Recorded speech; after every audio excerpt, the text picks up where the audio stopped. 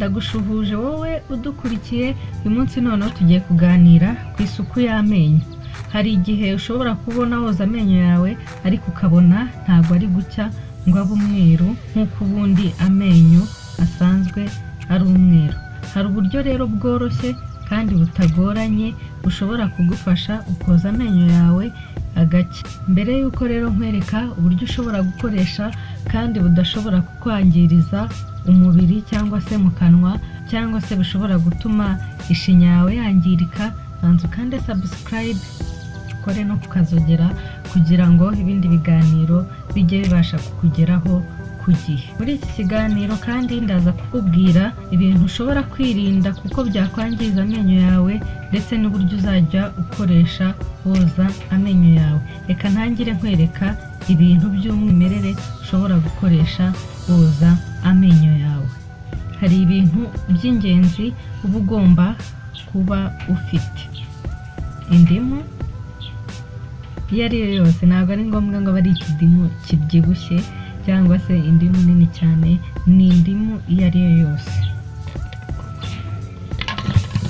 Ukagira na korogate isanzwe, ni isanzwe, ntabwo ari korogate irenze, ni korogate isanzwe. Ushobora nanone ukaba nanone ufite na baking soda.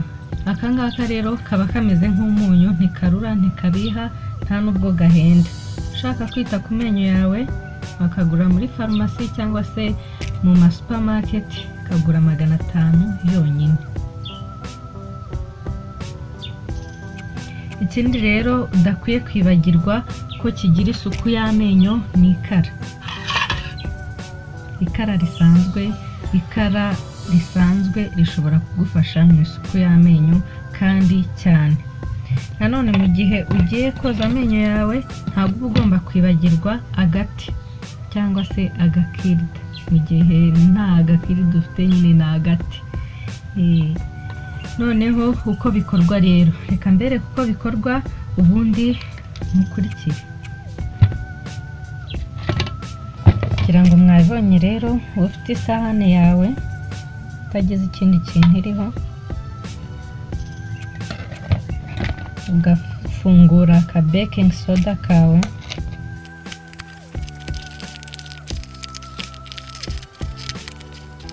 ushwanyuraho gatoya nk'ibisanzwe, ubundi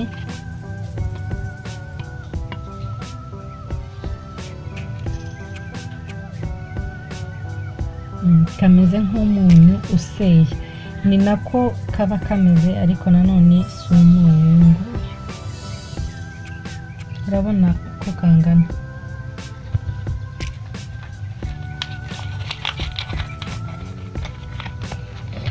Ubundi ugashyiramo umuti wawe w'amenyo. Umuti w'amenyo ukoresha korogate.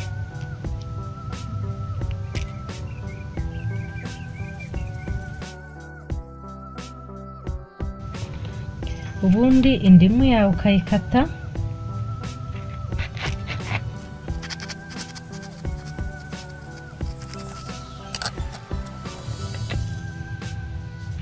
ukayikamuriramo. Iyo ushyizemo bihita bisa nk'ibibizi, ubundi ukavangisha uburoso bwawe bw'amenyo.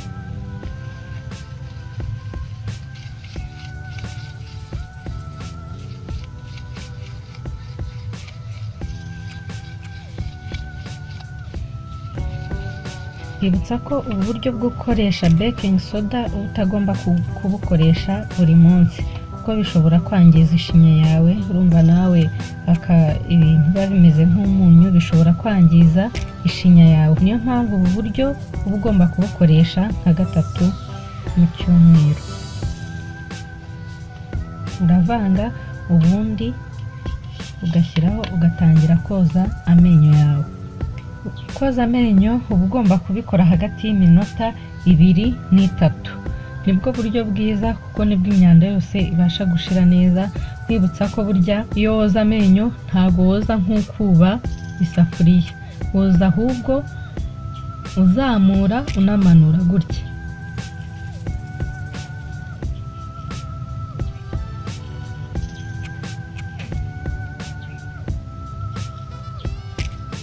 Koza amenyo muri ubu buryo bizatuma ishinya yawe itangirika cyangwa se ngo icukuke.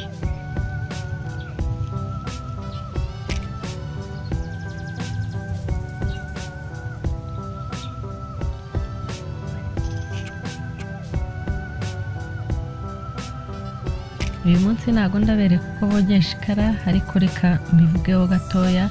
Ikara ubundi urarihonda rikanoga neza. Hari abavuga ngo ushobora gukoresha ikara ry'igiti cya maydeni, ariko n'ikara risanzwe rirakora. Utabashije kubona iri kara risanzwe, ushobora kujya muri farumasi, naho bacuruza amakara yabugenewe yo koza amenyo. Ntabwo ugomba rero kwibagirwa agati ko kagufasha gukuramo utuntu tw'umwanda nk'utu tuba twafashe mu menyo hagati.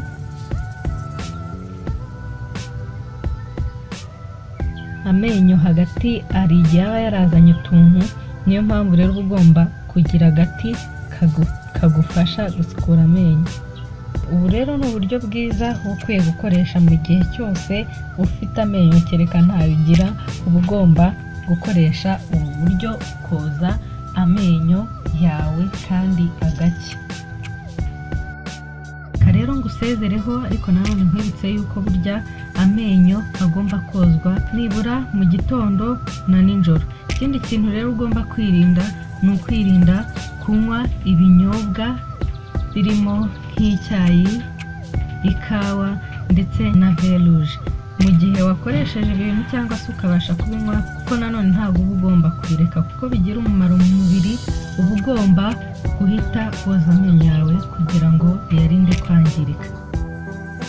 Si ibi gusa rero bishobora kwangiza amenyo yawe, ko burya ibyo turya byinshi biba byifitemo amasukari.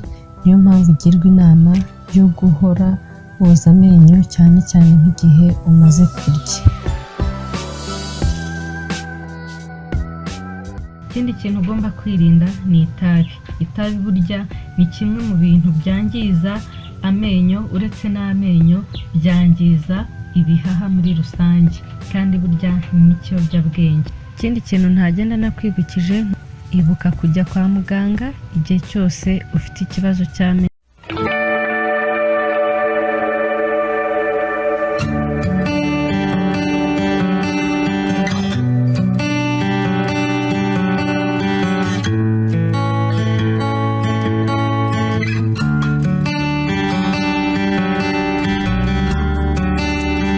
Baye ikaze mu kiganiro Love and Family, ni kuri Family TV.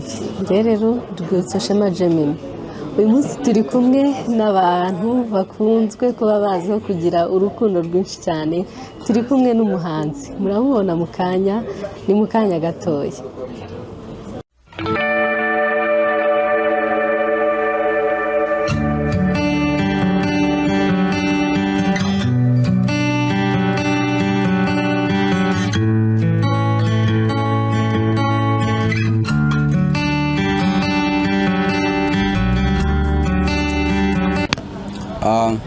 Murakoze cyane.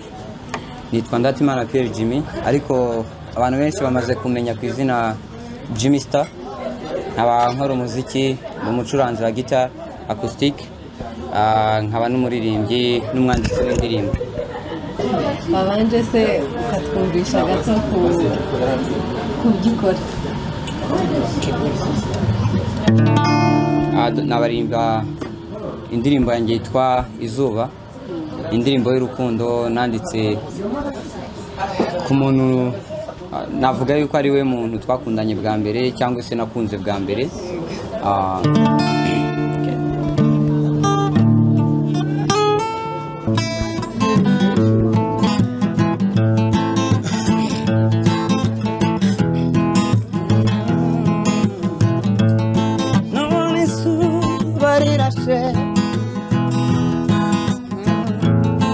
Izuba rya mu gitondo ry'agasusuruko, muzamenye yuko muramukije.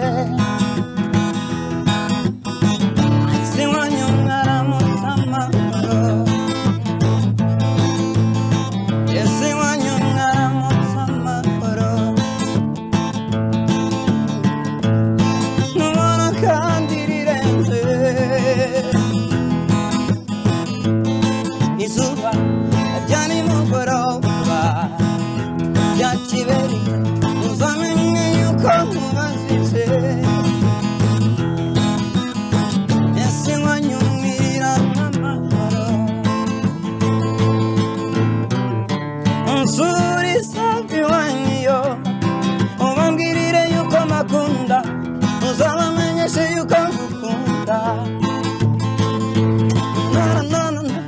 unsuri safi wanyo ubambwirire yuko makunda uzabamenyeshe yuko ngukunda n'abantu kuwezi kumuritse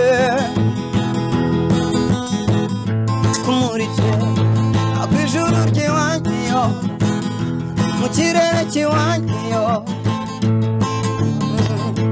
uzamenye yuko ndamahoro nabiwacara amahoro tukifurije amahoro shushu seri maramu unsuri safi wanyo ubambwirire yuko makunda uzabamenyeshe yuko ngukunda unsuri safi wanyo ubambwirire yuko makunda uzabamenyeshe yuko ngukunda nubona inyenyeri zicanye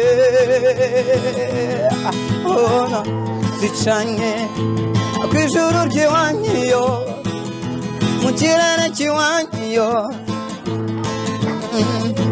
uzamenye yuko ari ikimenyetso cy'urukundo urukundo ngukunda urukundo ngukunda rw'amahoro unsuri safi wanyo ubambwirira yuko mbakunda uzabamenyeshe yuko ngukunda unsuri safi wanyo ubambwirira yuko mbakunda uzabamenyeshe yuko ngukunda. Jimmy Star urakoze cyane ndumva iraryoshye cyane iyi ndirimbo ese yenda nuko turi hano Lamani ndabona ari wasohokeye kuki ubundi waje wenyine nubwo navuze ntireka nze duhure kuki waje wenyine okay Lamani ndakunda nkunda pizza zabo bagira burger ziryoshye cyane ikindi bagira serivisi nziza navuga ngo kuba naje njyenyine nta kibazo binteye cyane ko nari nzi neza ko dushobora kuza kubonana so ndumva nyine naje gutya ariko nta kibazo byari binteye gato nubwo ntabwo indirimbo nsuriza iwanyu bambwirire yuko mbakunda arya bambwire ko mbakunda uzabamenyeshe ko ngukunda wow none se Jimmy Star hari ikintu abantu b'abahanzi bakunze kuvugaho cyangwa se abantu tubazi urukundo ziririmba mu rufite cyangwa rikwago nyine urahimba ukaririmba n'ibyo ndatekereza urukundo ntago ari abahanzi gusa ntago ari abantu bakora muzike ndatekereza urukundo buri muntu wese yaremanwe urukundo buri wese yaremanwe urukundo navuga ngo urukundo buri muntu wese warumusangana wasanga agira urukundo ahubwo wenda biterwa n'uburyo we urukundo arufata cyangwa se arwitaho mu buzima bwe busanzwe cyane cyane ku rukundo ruganisha abantu ku bana ikiganiro ko umuntu arakundana kugira ngo azabone umuryango azagire umuryango ese nkawe ku rukundo nyine ubona uzagira umuntu mubana ndabona umusore simbizi neza uratubwira okay navuga ni byiza ikindi nuko buri muntu wese aba yifuza ko yagira famiye muri fitire so nanjye navuga ko nifuza kugira famiye kandi nifuza kugira famiye nziza kandi atekereza famiye nziza n'ubundi kugira ngo ugire famiye nziza bituruka ku rukundo cyangwa se uburyo ubanye n'umupatana wawe n'umuntu mukundana so navuga ngo nanjye nifuza kuzagira famiye nziza gusa sinzi ngo ni ryari bishobora gufata igihe kinini cyane urabizi ko iyo umuntu akiri mutoya haba hari ibintu byinshi akeneye kugeraho, akeneye kubaka mu buzima bwe. Ntabwo navuga ngo biri vuba ariko bizabaho. ese ko waturirimbye wenda indirimbo ya mbere uvuga ngo iyo waririmbiye umuntu mukundana cyangwa se mwakundanye bwa mbere, uwo muntu bimeze bite? Ni inshuti yanjye magara, ni inshuti yanjye cyane. Navuga ngo ntago wenda ntekereza ko twagiye mu rukundo nk'uko undi muntu ashobora kubyiyumvisha, gusa ngewe ku ruhande rwanjye naramukunze. Numva ko atandukanye n'abandi bantu nari nsanzwe mbona cyangwa se nabaga ndi kumwe nabo, ariko nanone nza kureba nsanga urumva nari ndi muri segonderi, ariko ndareba nanone mbona gukomeza gukundana nawe nyine kuba namukunda urukundo nyine rwo muri segonderi nta kamaro, nabonaga nta kamaro ku bwanjye. Nifuza ko ambera inshuti mu buzima busanzwe, navuga ko ni inshuti yanjye, ni inshuti magara cyane, ni umujyanama. Na n'ubu turacyari kumwe, gusa ntabwo dukundana as girlfriend boyfriend, ariko ni best friend wanjye. bivuze ko abantu ubu ngubu bakundana se biga segonderi cyangwa se bakiri kwiga nta mumaro?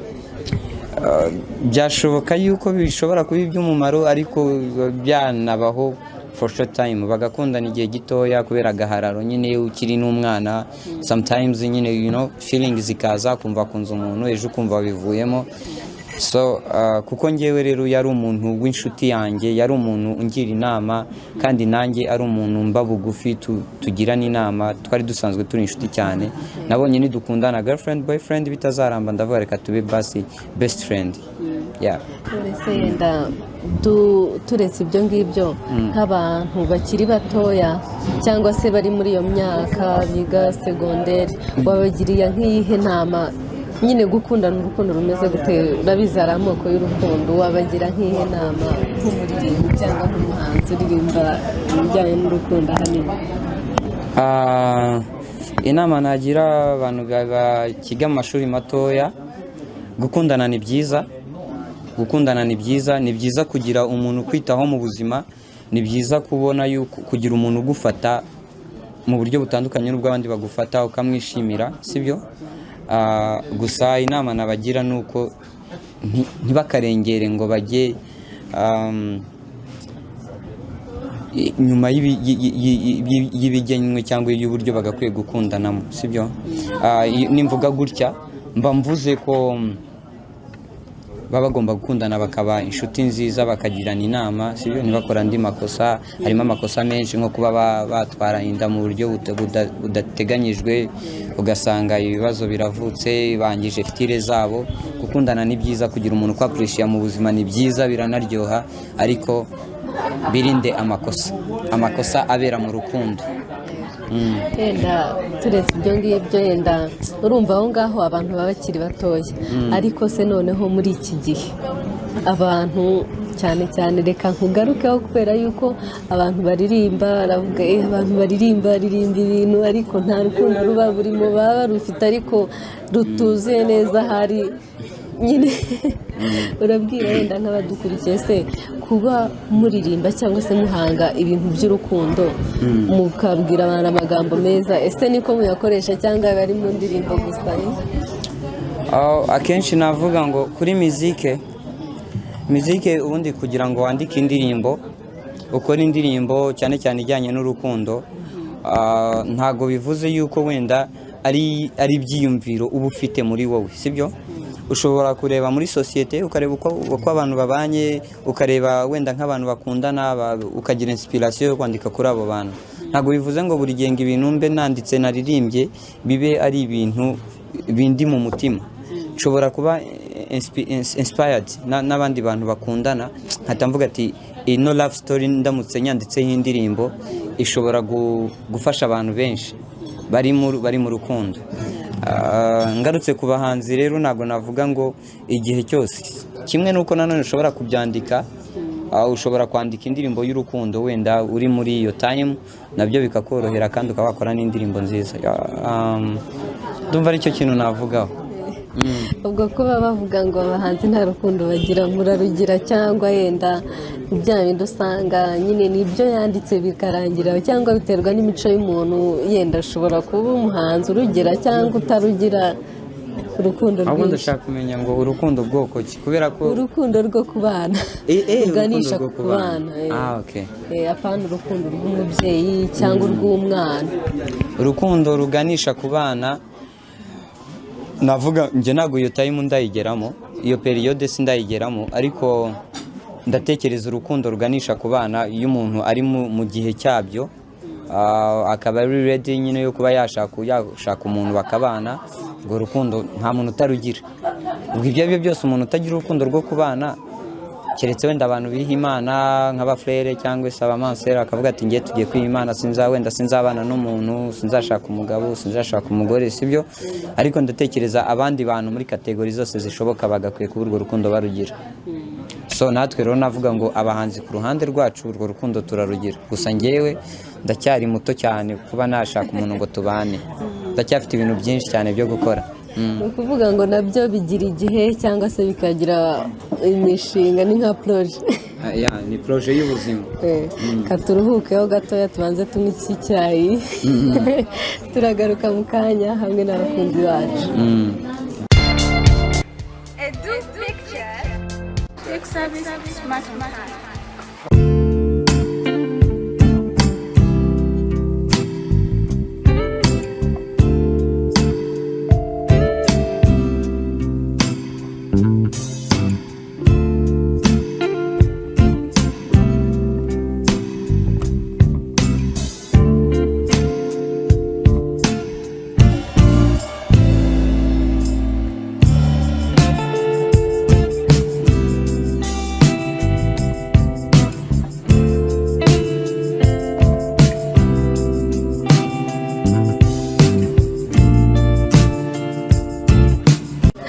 ndumva rero iki cyayi kiryoshye cyane ese nawe urubyumva ute cyane njye nababwiye ko lamani haba ibintu byiza biryoshye coffee african tea baga pizza yo ndayikunda cyane yanga njya nzana n'abana b'inshuti zanjye yanga bakambwira ati ahantu ni sawa uzakwiharira mu minsi iri imbere nyine tutazi nko mu myaka 10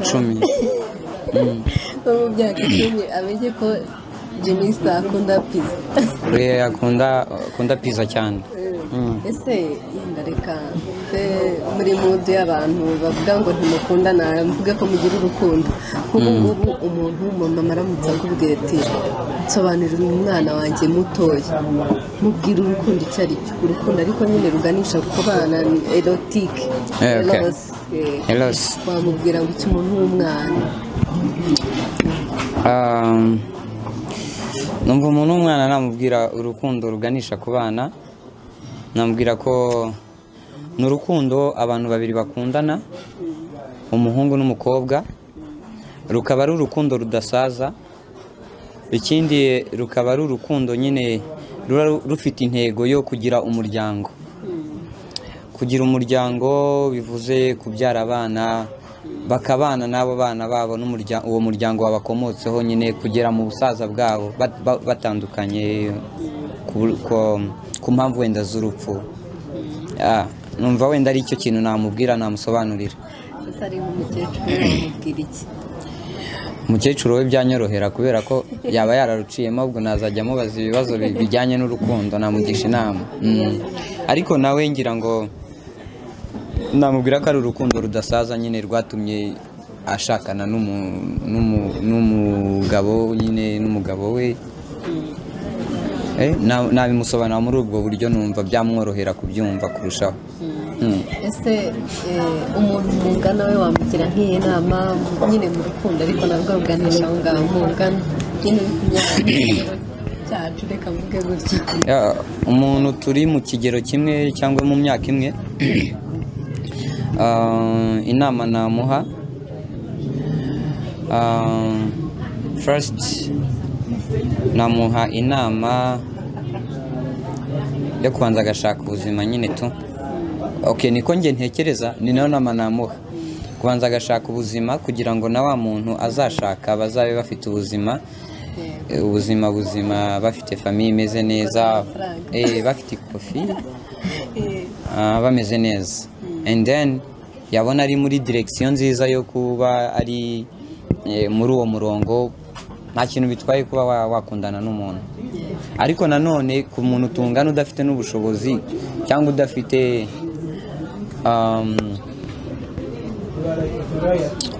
ku muntu utungana nanone wenda udatekereza nk'uko namubwira nimba ufite umuntu ukunda mukunde kuko n'ubundi urukundo nta nubwo umuntu utayiminga ngo avuge ngo nzakunda iki gihe nuhura n'umuntu ukamukunda uzirinde kumukorera amakosa Imana niba yaraplaninze ko ari we muzabana nicyo kintu navuga ku rukundo rw'abantu tungana none se ongera rero ususurutse abantu ndi kubona hari abantu wenda indirimbo yashimisha umwana umukecuru cyangwa se cyane ariko abakuze ndumva nabo babafasha ndugukunda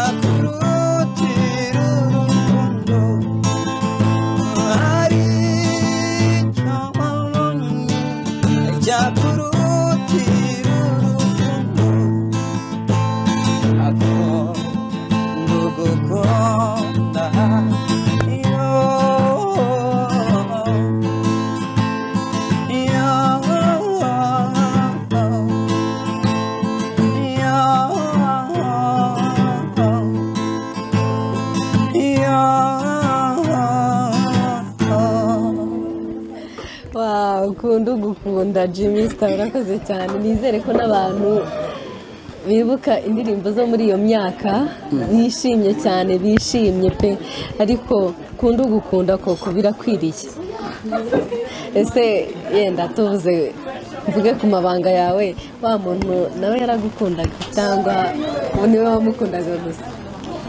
ntabwo buriya kenshi biragoye ko wakunda umuntu utagukunda. Iyo ukunda umuntu nakubwiye ngo yari inshuti yanjye, ko yari inshuti yanjye ibyo byonyine birahagije ko yari afite umutima w'urukundo kuri jyewe. Icyo cyonyine cyasobanura ko twari inshuti nziza. Navuga yuko rero twarakundanaga, twari inshuti nziza kandi n'ubu turi inshuti, turakundana.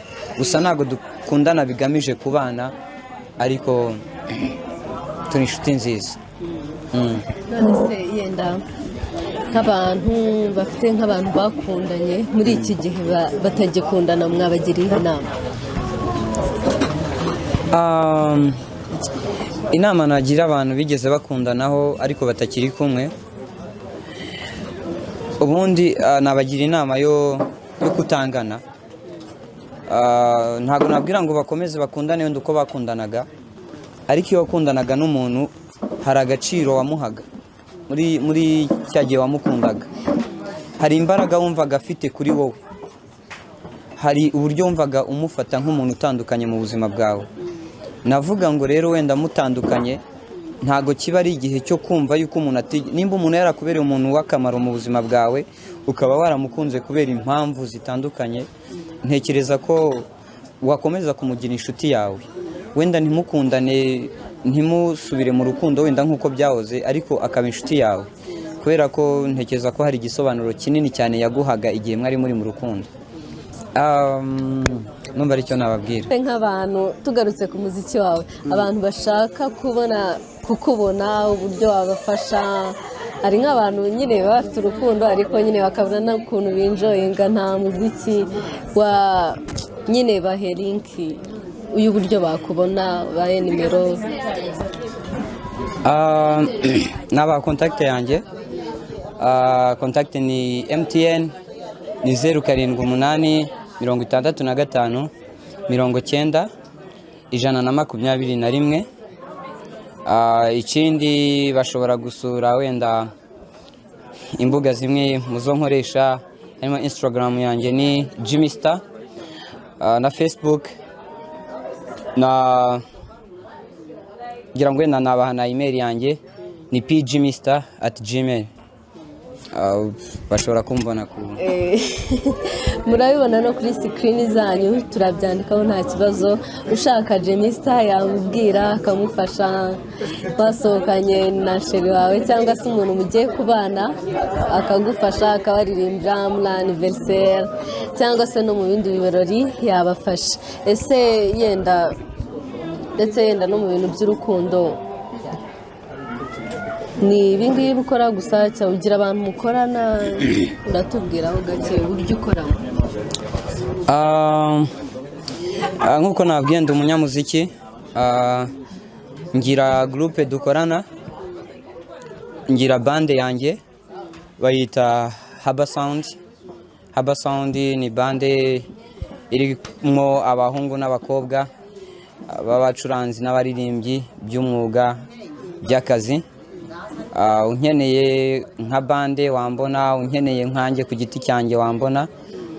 Ikindi nanone nuko nababwira ko mu minsi itari ya kera cyane, mu minsi mike cyane, nko muri uku kwezi kurimo kurangira, nshobora kuba nashyize indirimbo hanze.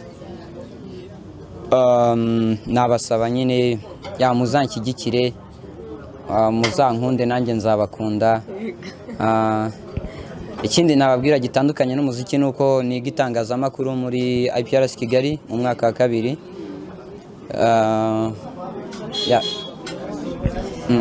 Urakoze cyane rero. Gusa yenda umaze impungenge abantu, ari abantu benshi bakunda abasitari cyangwa se bagakunda abantu bazi kuririmba. Ahanini ujya ubibona yenda abantu bakunda abantu bazi kuririmba cyane cyangwa se gucuranga. Wabamarize impungenge ku buryo azavuga turiya muntu umukunzi wasanga afite urukundo byawe byiza, babwire nyine. Icyo navuga, kunkunda si ikibazo, nanjye gukunda umuntu si ikibazo. kuko urukundo nk'uko twabibonye ntago rugira nta kondisiyo zihari cyangwa se ngo uvuge ngo nzakundana igihe runaka. Igihe cyose bishobora ko umuntu namubona nkamwishimira nkamukunda, nawe numbona ukanyishimira ukankunda nta kibazo, nta kintu bitwaye. Gusa wenda sinavuga ngo sinzi nyine, ntago nzi ukuntu nabisobanura, ariko sinavuga ngo ndi muri mood yo kuba nahita nkundana nyine bigamije kubana cyangwa gushakana. Ariko umuntu wese yemereye kuba yankunda, kandi nanjye ndatekereza nemereye kuba namukunda as long as ari umuntu.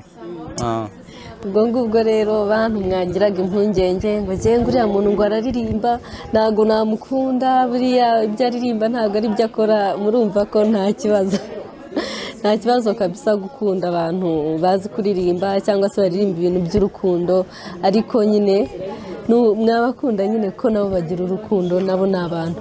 Reka rero dushimire Jimmy Star, ariko nanone reka nkubazeho gato, izo ndirimbo ufite ni imwe ni nyinshi, ni indirimbo zingahe umaze gushyira hanze? Navuga ngo indirimbo mfite nyinshi, nama project ndimo gukora muri studio.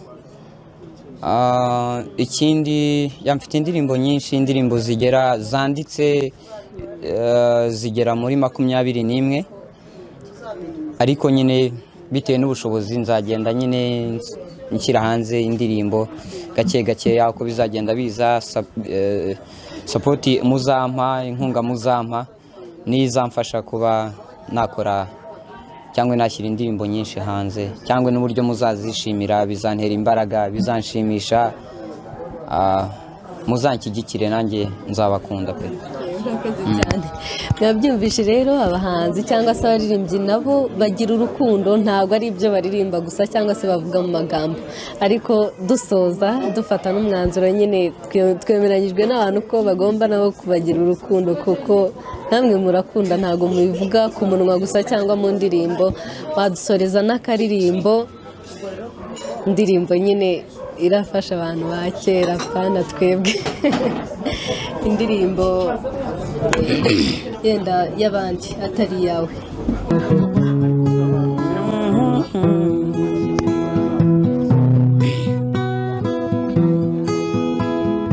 Bavuga yuko abeza babyiruka mu myaka yose, nyamara wowe hoza n'ubu ntabwo uraganyenyuka, bituma nkurata nyamibwa igikundiro, bituma nkurata nyamibwa igikundiro.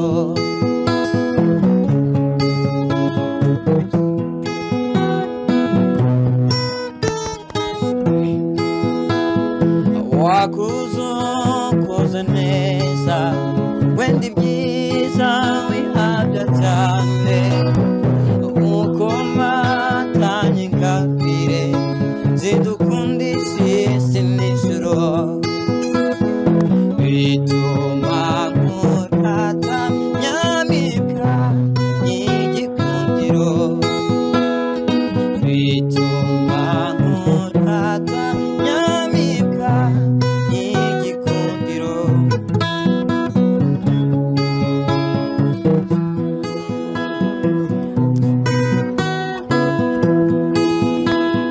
Genda wambara ikamba, kundi ukeshe bagenzi bawe, wihaganye umuryango, komeza ukunde kutwibuka, bituma nkurata nyamibwa y'igikundiro, bituma nkurata nyamibwa y'igikundiro.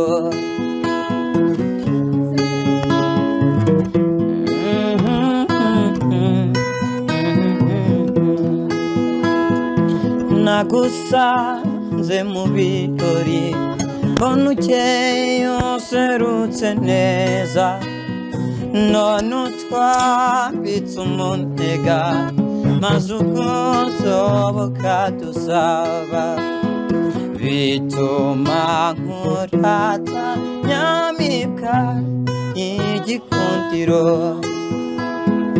bituma nkurata nyamibwa igikundiro.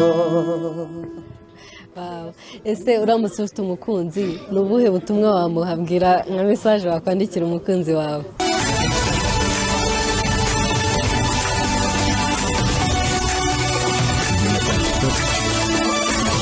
Ikintu nabwira umuntu dukundana aramutse ahari, namubwira ko mukunda kandi mukunda by'ukuri, icyo gihe kiramutse cyabayeho. Kandi ikindi namusaba kunyizera we gusa, akizera ibyo namubwiye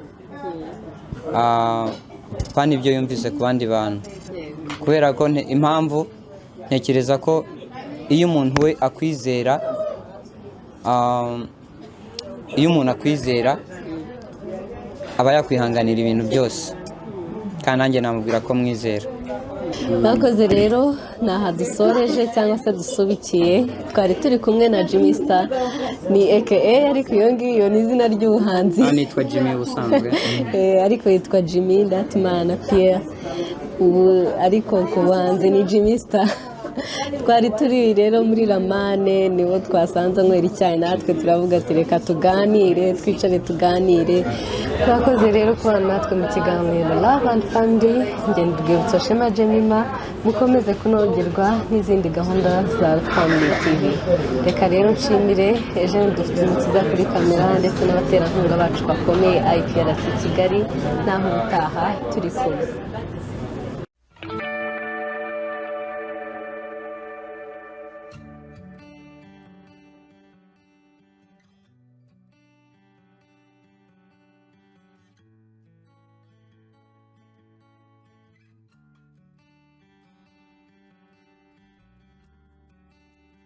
icyo gihe njye nkibabona naratangaye, naguye mu kantu pe. Hari ku cyumweru ubwo bari muri jaride iri hafi y'ishuri.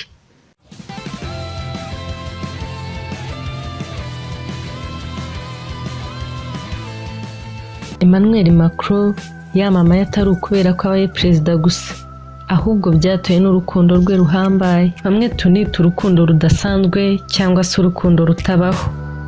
Uyu ni umwe mu baperezida bato ku isi, ku myaka ye 39 gusa yatorewe kuba perezida w'Ubufaransa. Ese waba wibaza igituma bamwe bavuga ko yafashe icyemezo kigayitse ku isi, abandi bakamufata nk'intwari y'urukundo? Kora subscribe, share ndetse na like, wiyumvire inkuru y'urukundo rudasanzwe rwa Emmanuel Macron. Macron yamenyanye na Brigitte ubwo yamwigishaga mu mashuri yisumbuye. Icyo gihe Macron yari afite imyaka 15 gusa, mu gihe Brigitte we yari afite imyaka 40, maze batangira gukundana. Biza kugira naho urukundo rwabo rushinga imizi, kugeza n'ubwo baje kwemeranya kuzabana. Emmanuel Macron yari afite ubuhanga buhambaye ubwo yigaga mu mashuri yisumbuye. Yari mu itsinda ry'abana bakinaga amakinamico batozwa na Brigitte wanabigishaga Igifaransa. Uyu niwe wanaje no kumubera umugore. Uretse gukina amakinamico gusa kandi, Macron yari umuhanga mu kwandika amakinamico ndetse n'ibisigo. Ikindi gitangaje, igihe Macron yigaga muri iri shuri, yiganaga n'umwe mu bana ba Brigitte. Nawe yari afite imyaka 15. Brigitte ari we mwarimu wabo, kuko Brigitte yashatse umugabo we wa mbere Macron ataranavuka. Bivugwa ko yavutse asanga uyu mugore amaranye imyaka 3 n'umugabo we wa mbere. Macron agize imyaka 17 yashatse kubana na Brigitte, gusa ababyeyi be bamubera ibamba. Iki gihe bari bakimara imyaka 2 gusa bamenyaniye mu ishuri Brigitte yigishagamo. Icyo gihe kandi Brigitte we yari afite imyaka 42. Ibi gihe byabaga, umuryango wa Brigitte ndetse n'ababyeyi ba Macron barahagurutse babyamaganira kure. umuryango wa Macron uhita ufata umwanzuro bamwimura ku kigo yigagaho bamujyana gusoreza amasomo ye i Paris. Ubu bwari uburyo umuryango wahisemo mu gukomeza kumwibagiza mwarimu we Brigitte, gusa nabyo byabaye ubusa. Bakomeza gukundana batari kumwe. Mu cyizere cyinshi Macron yari yifitiye, yatekerezaga ko byanga byakunda azabana na Brigitte umunsi umwe, kuko yasize anabimusezeranyije. Ibi ni bimwe mu byatangajwe n'umunyeshuri wiganaga na Macron ndetse n'umwana wa Brigitte. Buri wa gatanu yafataga bisi, njye naramwiboneraga. Icyo gihe njye nkibabona naratangaye, naguye mu kantu pe. Hari ku cyumweru ubwo bari muri jaride iri hafi y'ishuri, cyo cyamenyesheje ko bari mu rukundo. Byari bitangaje kubona mwarimu wawe ari kumwe n'umunyeshuri mwigana.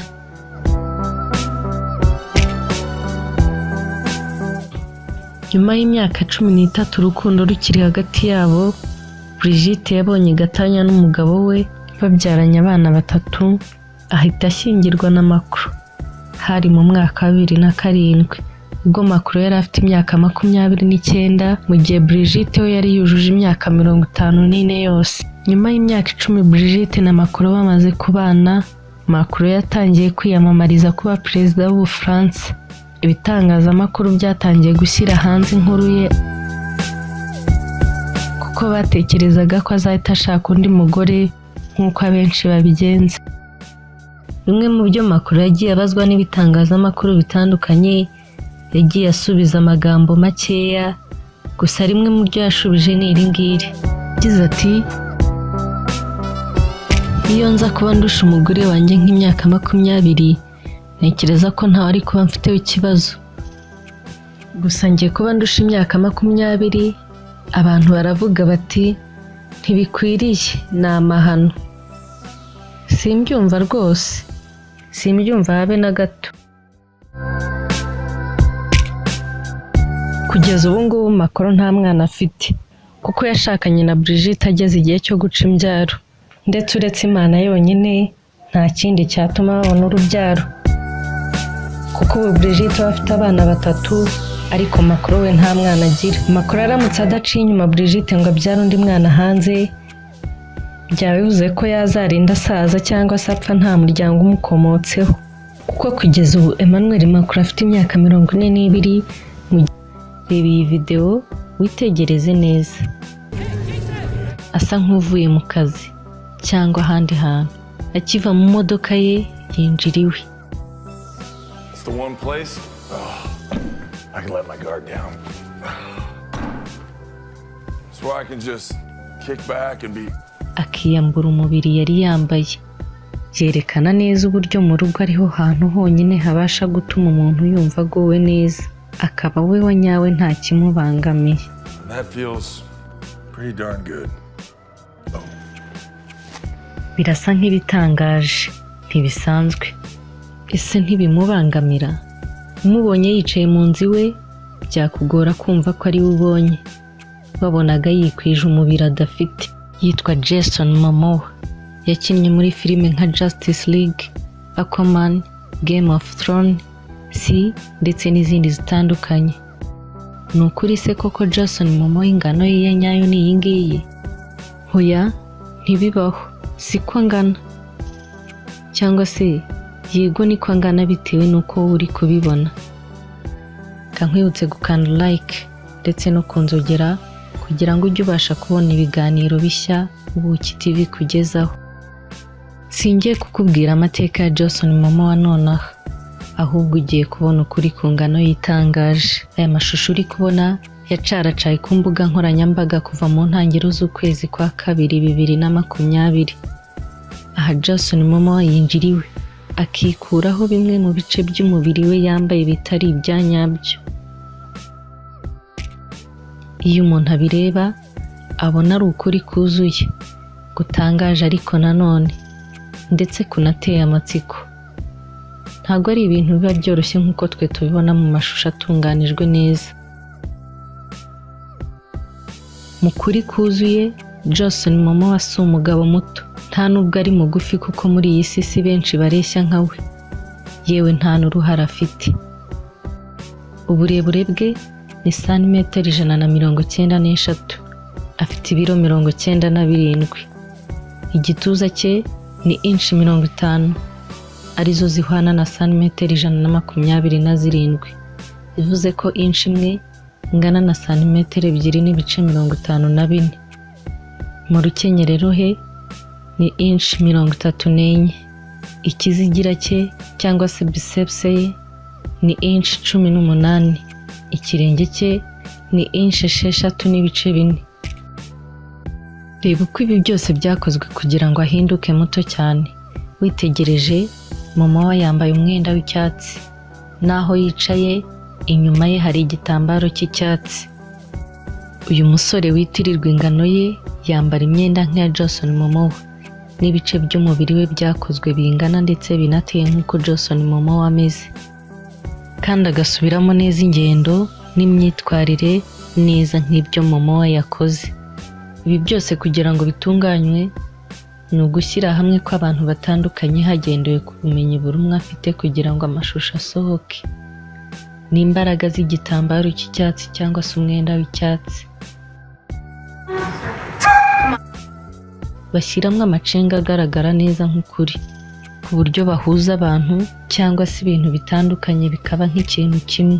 Bakaba bafata ikintu bakagishyira ahandi, bakanongeramo ibintu bidahari, cyangwa bakaba bafata igihimba cy'umuntu, amaguru ye cyangwa se ikindi kintu bakagihindurira ku wundi muntu nk'uko bigaragara muri iyi video. Ibi bivuze ko byinshi twibwira ko ari byo mu mafilime tureba ntaho biba bihuriye n'ukuri. Aya mashusho ye yafashwe mu kwamamariza Logan Mortgage, ikigo gitanga inguzanyo gikoresheje ikoranabuhanga cyangwa se murandasi. Super Bowl commercial. Rocket Mortgage, let's go, baby. Uku niko kuri ku ngano ya Jason Momoa. Reka nsubikire ahangaha. Ndabashimiye mwe mwarebye iyi video. Nyandikire muri comments niba mwifuza kumenya amateka arambuye kuri Jason Momoa ndetse n'ibindi bitandukanye mwifuza ko nzabagezaho ubutaha. Sinasoza ntabibukije gukora share ndetse na subscribe ku batarayikora. Abandi babwira abakunzi babo ko bazabakunda nk'urwa Juliette na Romeo.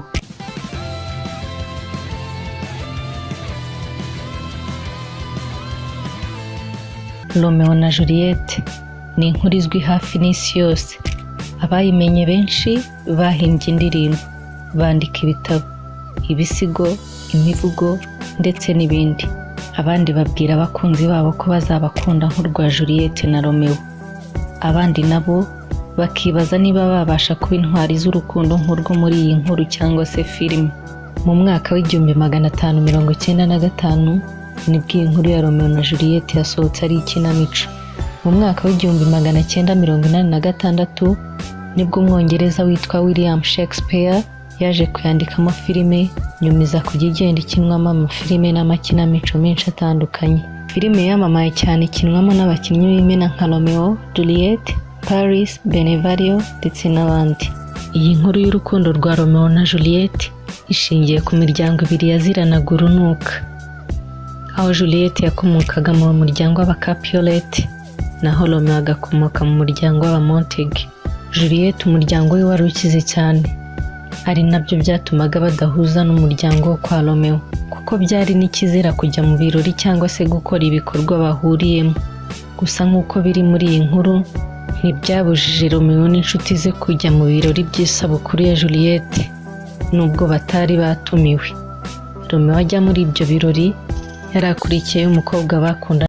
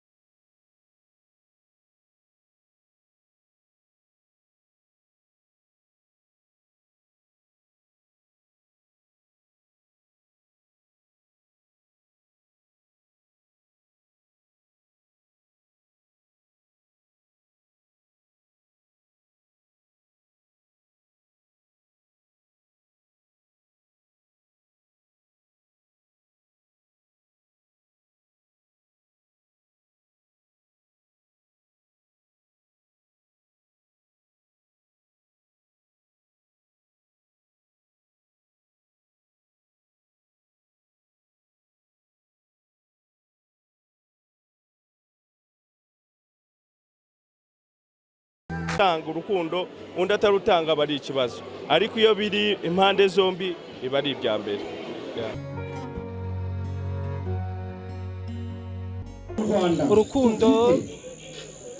urukundo simbizi ukuntu nabivuga, urukundo ariko ni igihe umuntu akunda umuntu abikuye ku mutima, cyangwa se igihe umuntu akunda umuntu atamuryaja cyangwa se atamubeshya. Rero urukundo ni ku mutima, njye navuga ko urukundo ari umutima. Iyo ufite umutima w'urukundo ukunda na mugenzi wawe ukagira n'urukundo cyane. Numva ari n'uburyo ureba mu ndi nyine bitandukanye n'uko abandi bamureba.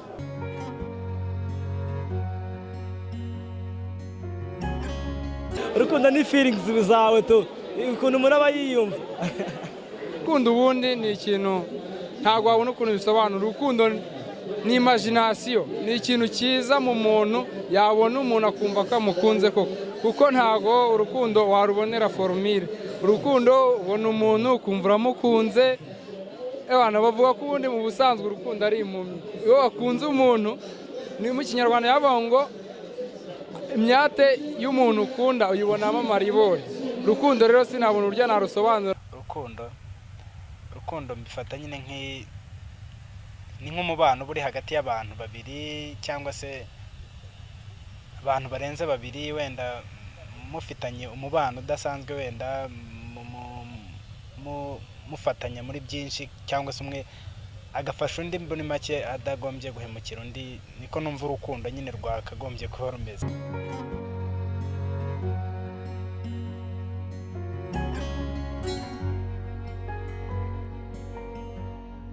Njyewe umwana wanjye nyine ambaje nk'urukundo ati niki, namubwira ko urukundo ni feelings ziza mu bantu hagati y'umuntu n'undi.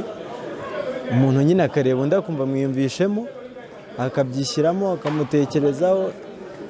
Uko igihe kigenda kiza nyine akaba ariko yumva agenda amukunda tu, akumva nyine niwe tu. Umwana muto biragoye, abana bato baba bazi urw'ababyeyi gusa. Ufite ugukunda nawe agukunda, ntekereza ko urwo rukundo ari rwo twese twakabaye tumenya.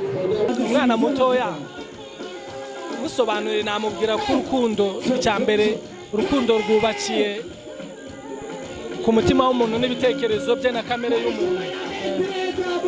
Ubwo rero wenda simbizi ukuntu nabivuga, ariko ubundi udakunda umuntu, udakunda no muri Bibiliya biranditswe bavuga ko udakunda mwene sazi atazigera akunda Imana atigeze abona. Rero so aho ngaho navuga ko urukundo ariyo nkingi y'ubumwe, ariyo nkingi y'amajyambere, ariyo nkingi ituma na n'ubu turiho. Ko tudafite urukundo ntacyo twageraho kameme. Namubwira ko urukundo nyine ari rwo rwa mbere mu buzima bw'umuntu, guhera avuka kugeza ashaje ndetse anapfuye. Rero sinabona urya narusobanura ku bintu bindi nk'umwana mutoya. Abana bato nabo nzi ko bakundana cyane cyane, ariko urukundo ni ikintu ntabwo nabona ukuntu nagisobanura muri rusange.